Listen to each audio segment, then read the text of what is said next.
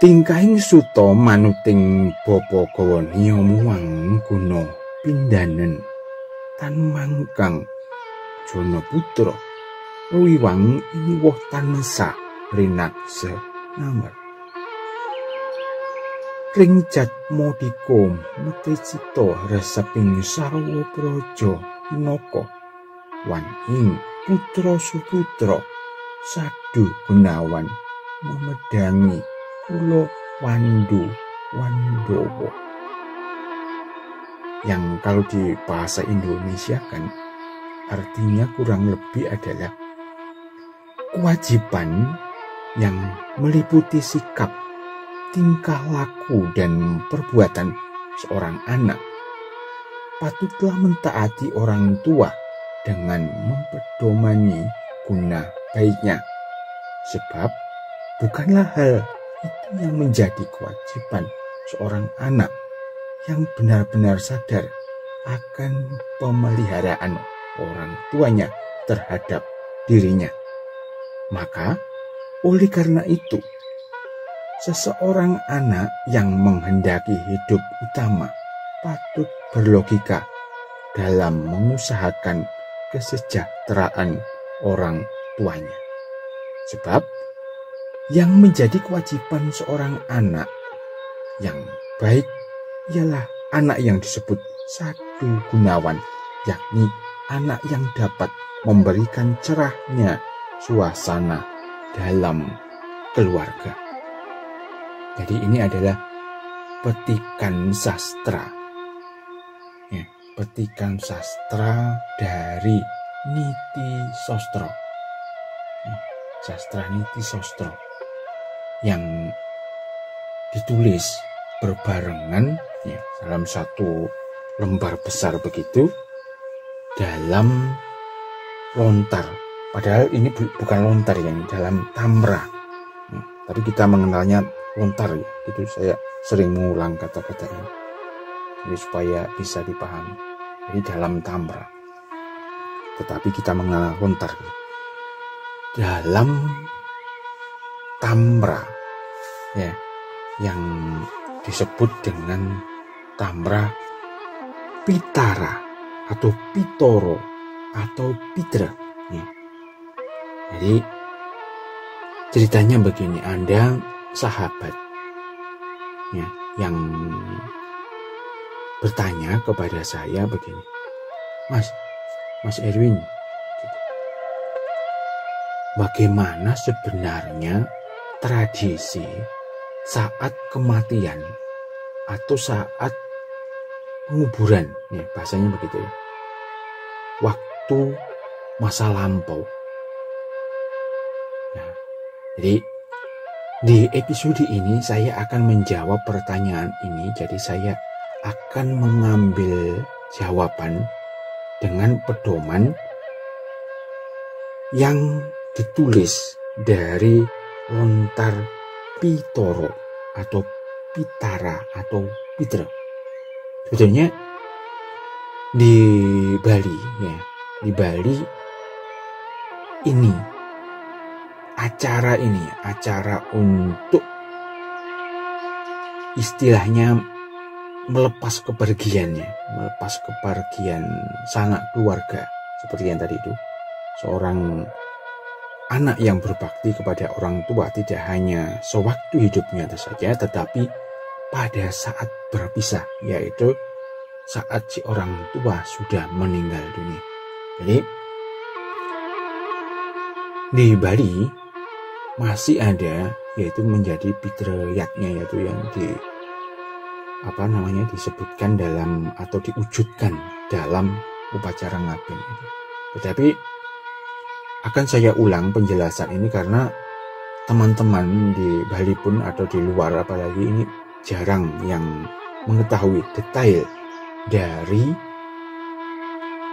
ini upacara atau pelepasan tanggung jawab terakhir dari seorang anak kepada orang tua yang sudah meninggal. Jadi ini sesuai dengan pertanyaan sahabat tadi yang bertanya bagaimana tata cara pelepasan atau penguburan atau kematian pada masa lampau. Jadi saya ulangi, saya akan mengambilkan jawaban ini dari sastra yang ditulis dalam Lontar atau Tamrapitara. Jadi sekilas sedikit dari Lontar Pitara ini, dari Tamrapitara ini ditulis sekitar awal-awal tahun Saka.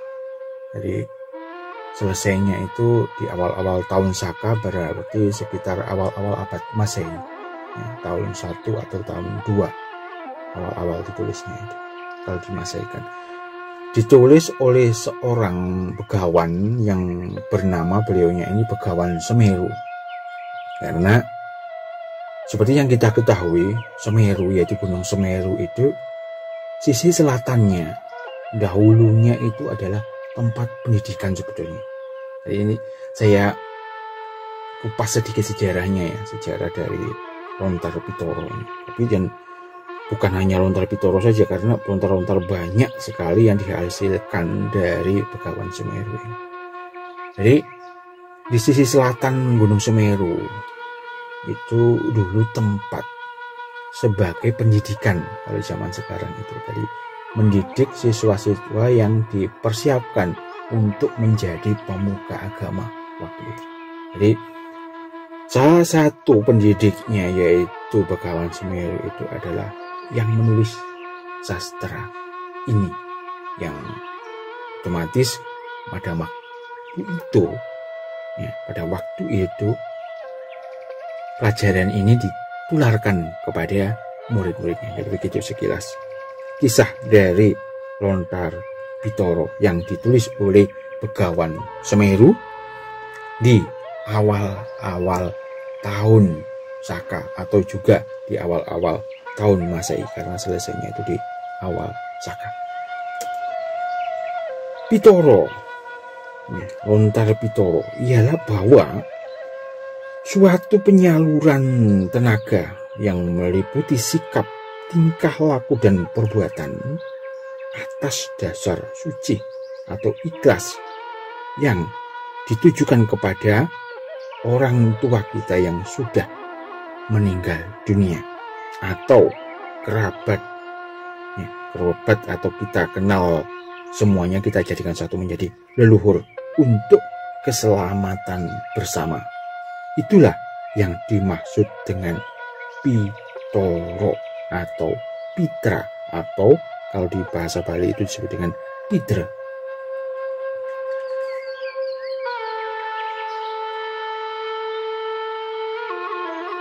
Berdasarkan keyakinannya bahwa dengan merasa diri seorang menjadi anak dari seorang ibu atau bapak, ya, ini seterusnya nanti bapak dan ibu itu dari bapaknya yaitu nenek kita dan kakek kita dan seterusnya sampai ke atas, maka sadar pula lah seseorang yaitu kita bahwa yaitu kita ini lahir dan dipelihara sejak kecil sampai dewasa oleh ibu atau bapak kita. Sadaran diri akan hal tersebut di atas, maka sadar pula akan dirinya bahwa ia berhutang jasa besar kepada ibu bapak, yakni orang tua yang sudah membesarkan kita. Kesadaran akan diri bahwa dalam hidup ini berhutang jasa terhadap orang tua, baik semasa orang tua hidup atau setelah orang tua meninggal dunia, ya, dalam Lontar Pitara ini disebut dengan Pitra Renam.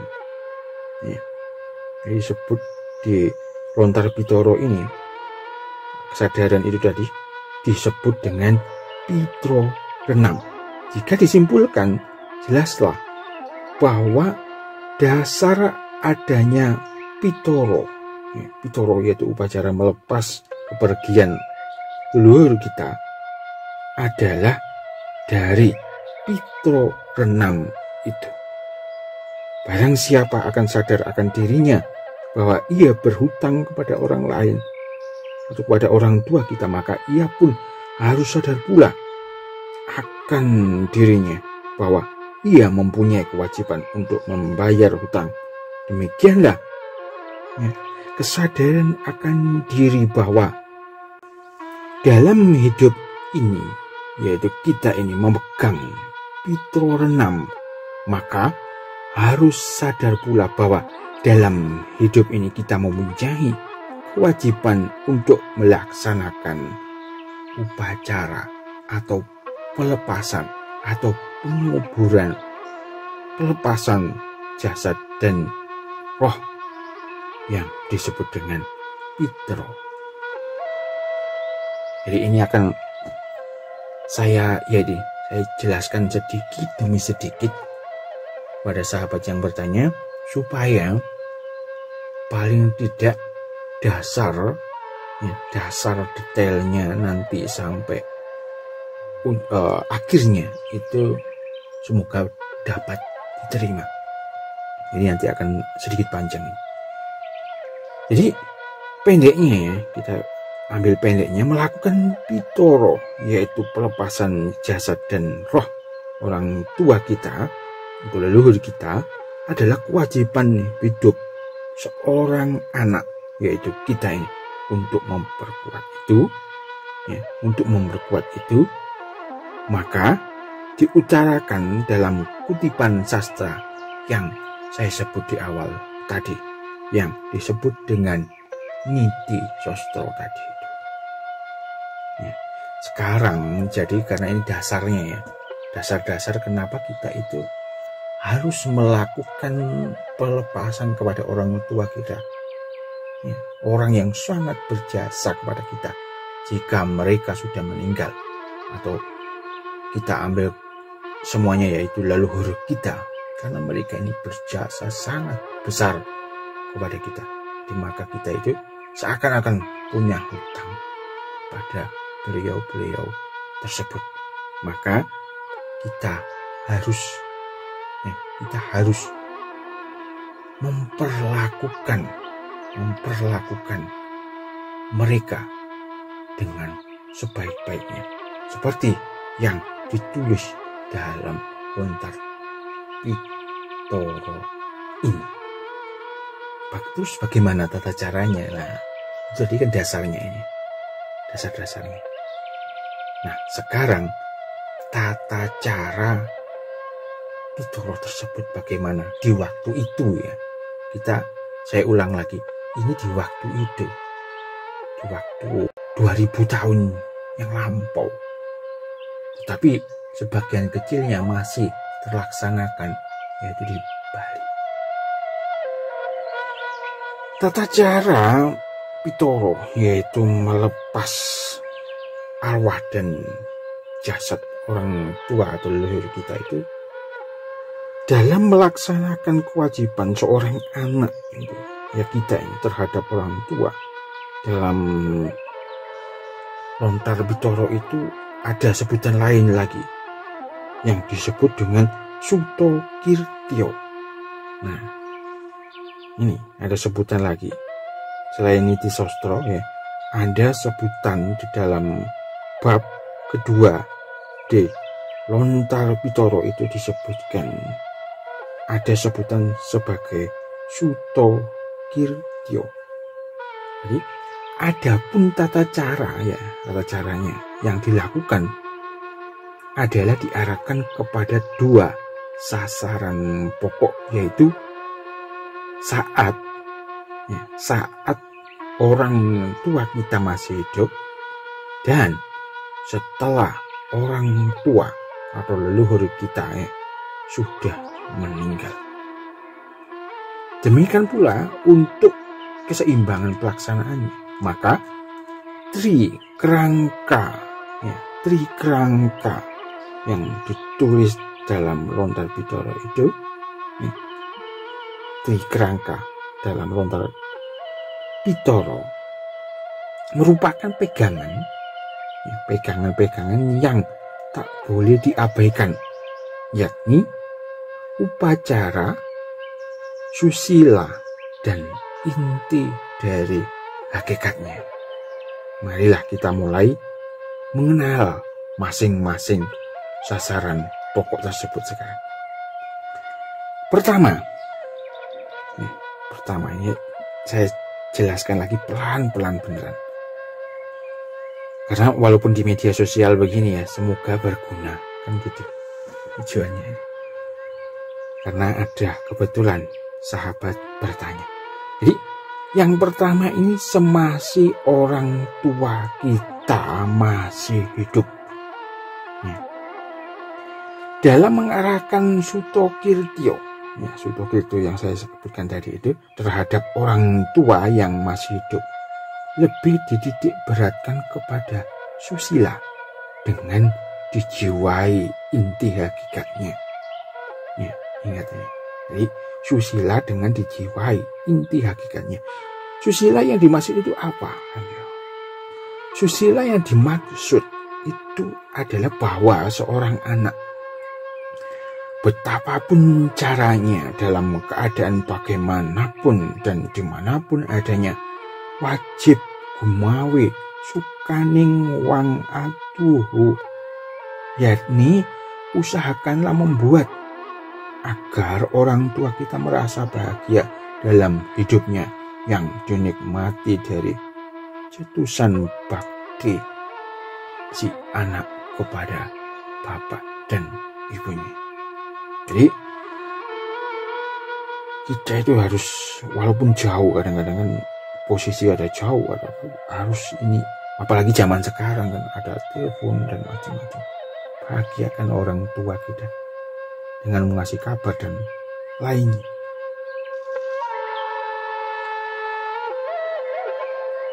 Sedangkan inti hakikatnya ya sekarang, ya inti hakikatnya, barusan itu kan susilanya, sekarang inti hakikatnya ialah bahwa jiwatman yang bersamayam dalam diri orang tua kita adalah tunggal dengan jiwatman dalam diri kita, termasuk yang bersemayam dalam diri anak-anaknya yang lain atau saudara kita, bahkan tunggal pula dengan paramatma, yaitu yang sukmo. Yang sukmo itu adalah nyawa. Brahman atau Atman atau Aikman, ya, itu dengan inti hakikat tersebut, ya, jelaslah bahwa membuat sukaning len berarti membuat sukaning diri pula. Bahagiaan tuh, sukaning len berarti membuat pula sukaning diri, kebahagiaan diri. Ini bahasa kawinnya, bahagiaan diri adalah sukaning. Inilah disebut dengan penyaluran tenaga untuk kepentingan bersama. Penyaluran tenaga yang meliputi pikiran, perasaan, dan raga. Nah, jadi membahagiakan orang tua itu beda nih. Kita dengan raga kita bisa memberinya materi, kecukupan dan lainnya. Kemudian dengan tata cara ini memakai pikiran atau perasaan yang akhirnya terwujud dengan kasih sayang, menanyainya sudah makan, kemudian mengabari setiap saat kita itu di luar atau di jaraknya itu berjauhan, kan gitu. Karena orang tua itu kan nanti kita juga begitu, sifatnya kan sama pada anak-anak. Jadi itu saat orang tua kita itu bapak, ibu, nenek, kakek atau leluhur semua, ya, atau orang-orang tua kita itu selagi masih hidup, ya. Nah, sekarang yang kedua, ya, yang pertama tadi. Sekarang yang kedua, setelah orang tua kita itu meninggal dunia. Jadi mengarahkan Sutokirtio setelah orang tua meninggal dunia, pelaksanaannya itu lebih banyak tampaknya kepada upacara atau bahasa Kawinya itu niasa. Niasa dalam bentuk upakara.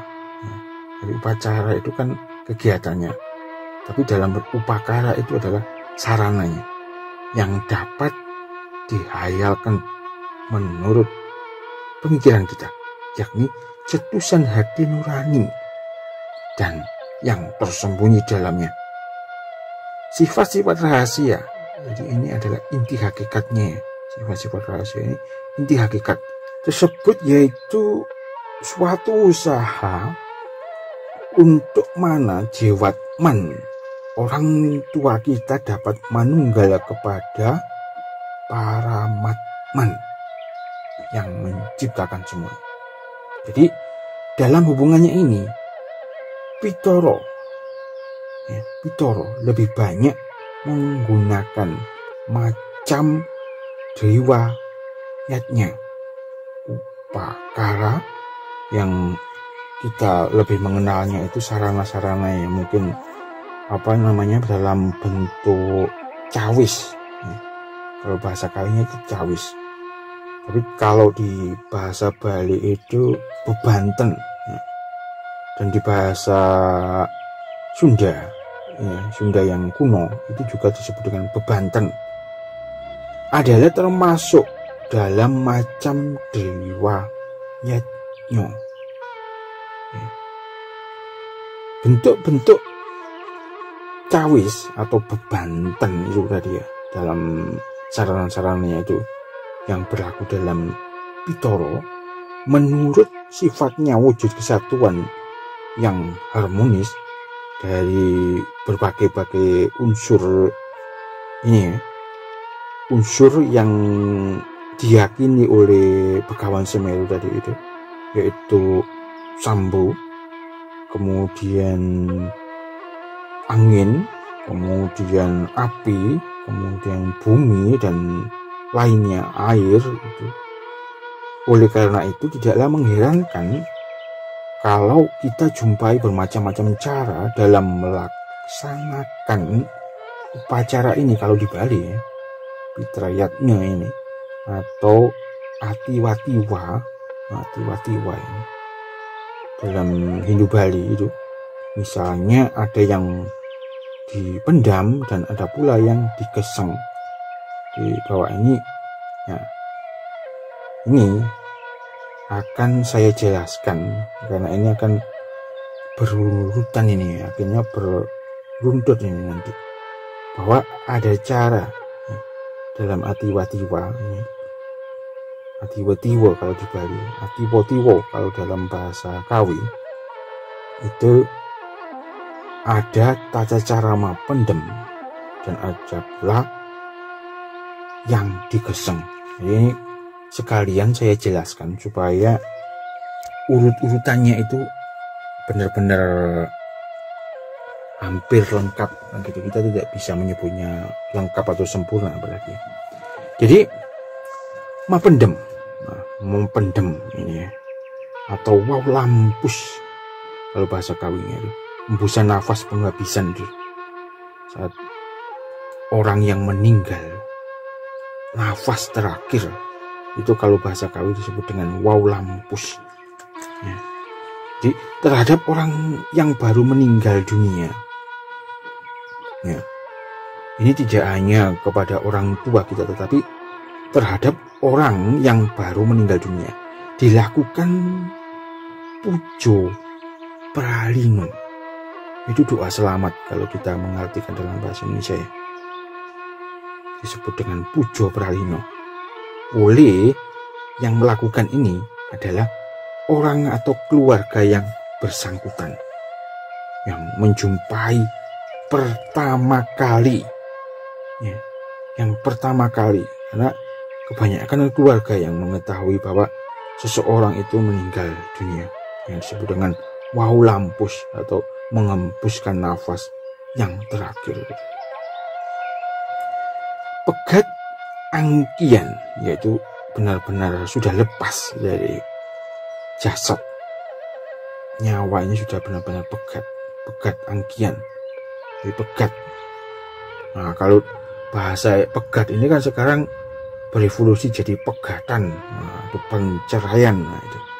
Ini sebenarnya bahasa Kawi yang dimaksudkan pegat angkian ini adalah lepasnya benar-benar jiwa, roh itu dengan jasad. Kalau wau lampus itu adalah hembusan nafas terakhir. Adapun maksud yang bertujuan atau tujuan untuk pujo pralino, yaitu pujo pralino tadi yang saya sebutkan ini, ialah mendoakan roh orang yang meninggal itu supaya diterima oleh semesta dan yang widi, yang menguasai semesta.